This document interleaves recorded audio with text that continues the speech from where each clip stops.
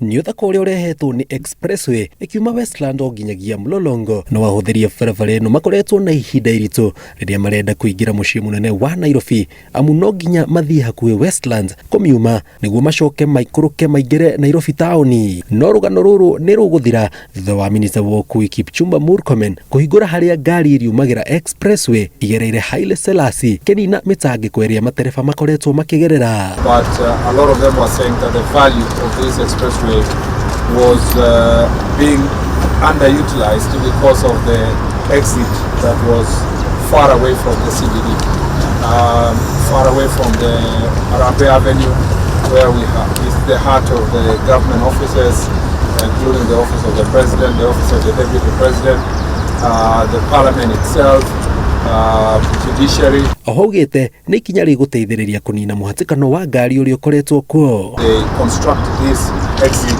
within 5 months. This is commendable. It's a job well done.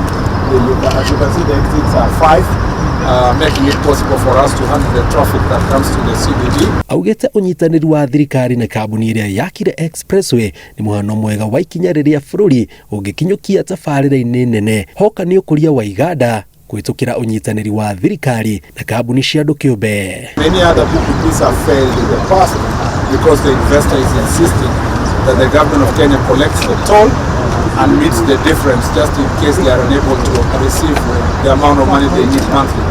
For this investment, the uniqueness is the fact that the traffic volume risk is not borne by the government of Kenya but by the investor. Oho ni ataririe mubango wa thirikari wa kunina muhatikano wa ngari barabara-ini ya Kiambu na ya Nairobi guthie Naikuru. For avoidance of doubt, we are currently exploring possibilities of constructing another expressway to Kiambu Road through a PPP project like this. We hope that the feasibility studies will be completed soon. Ngari for Nairobi TV jitagwo Jenga Waboi.